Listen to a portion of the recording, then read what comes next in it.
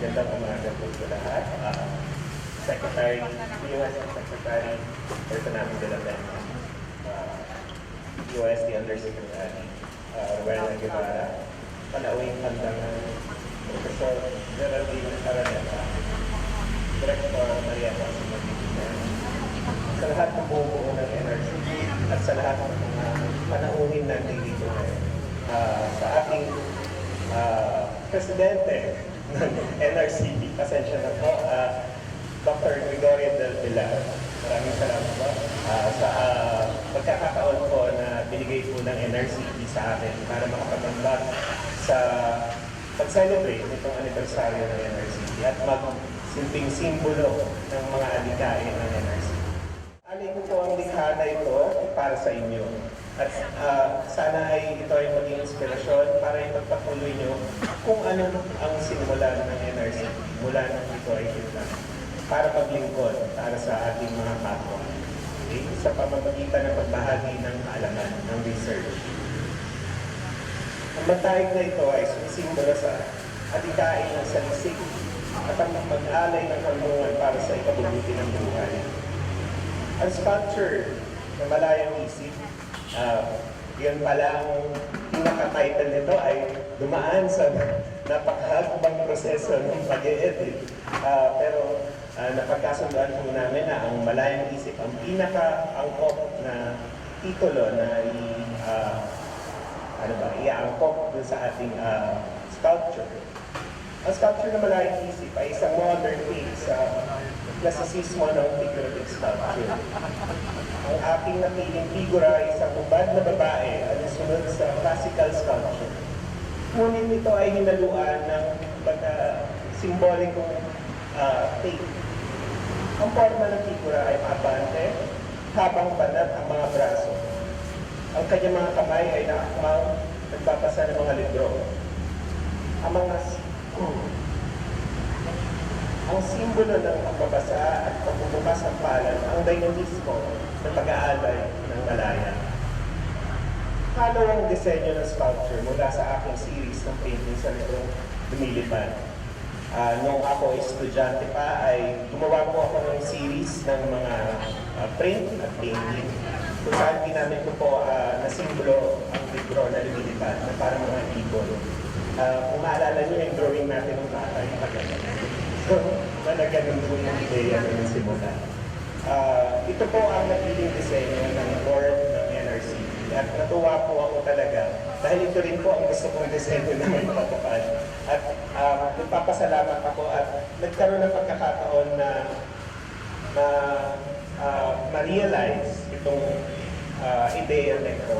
Sabi nga namin sa kolehiyo, baliwala ang ideya hanggang di mo dinodrawing, hanggang dito nagiging object, hanggang dito napapublish.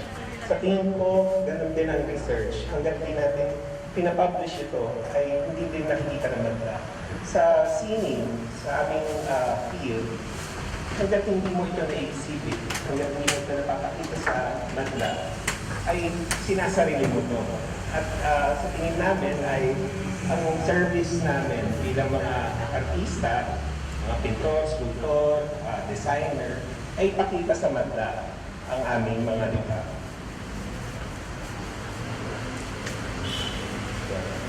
Ang libro ay direktang simbolo ng kaalaman.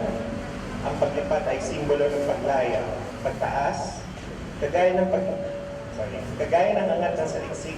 Ang mga libro na ito ay dapat makawalan. Test, patunayan, at paghalawan pa ng bagong pagkakataon ng mananaliksik.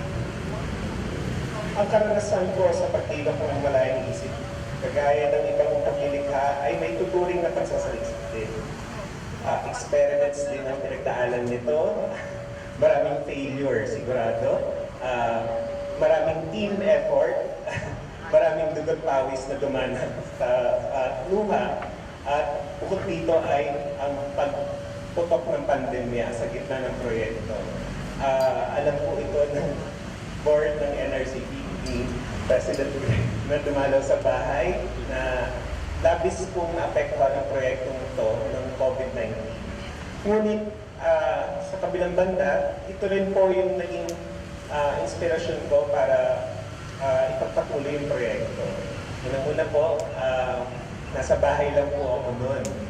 Stuck po ako sa bahay at nangangalaga ng aking 8-year-old na nanay na yun po, pupunta po ako sa likuran ng bahay namin para ipagpatuloy yung proyekto. At dito po pumasok sa akin yung ideya na nung time po na yun na nababalitaan namin yung pinopropose ng DOST, virgin coconut oil as the solution for, or the, as a means to prevent yung COVID-19 infection. Nasa tingin ko, parang sumanib din sa akin yung konsepto na paano nga kaya kung tayo mismo mga Pilipino, makadiskubre pa ng libro. At lahat ng bagay nito, lahat ng kagaya nito na vaccine ay dumaan din naman sa pananaliksik. At nakita ko na sa gitna nitong kinakaharap nating crisis, ang kahalagahan ng pananaliksik ay tunay nga namang importante. Hindi ko mapagkakaila na halaw itong likha ko sa trabaho ni National Artist na hanggang sa ngayon ay canon pa rin ng classical sculpture sa Philippines. Ngunit siguro po ang modification dito ay bukod sa ito ay isang babaeng figure, ay sinamahan ko na po ng gesture ng active role ng scholar ng bayan. Kaya ito ay nag-a-advance na at nag-o-offer hindi lang ng sarili ko, hindi lang ng kanyang sarili, pero pati na rin ang kanyang likha. Kasi in this case ay research. Alam ko po medyo mahaba na, kabubulol na rin po ako. Pero bago po lahat, nais ko pasalamatan. Siyempre po ang NRCP President Rector Pilar, Executive Director, maraming salamat po. Dr. Pitilla, maraming salamat po. Ma'am Sarlene, maraming salamat po sa tiyaga. Sa buong NRCP na nandito para sa suporta. Maraming salamat. Nais ko rin pasalamatan, siyempre si Chancellor Fidel Nemenso na umugnay sa NRCP. Inugnayan ako tungkol dito sa proyekto nito. Sa aking pamilya, sa aking kasintahan, sa Michelle, sa aking sa buong team na tumulong para matapos ng proyekto ito.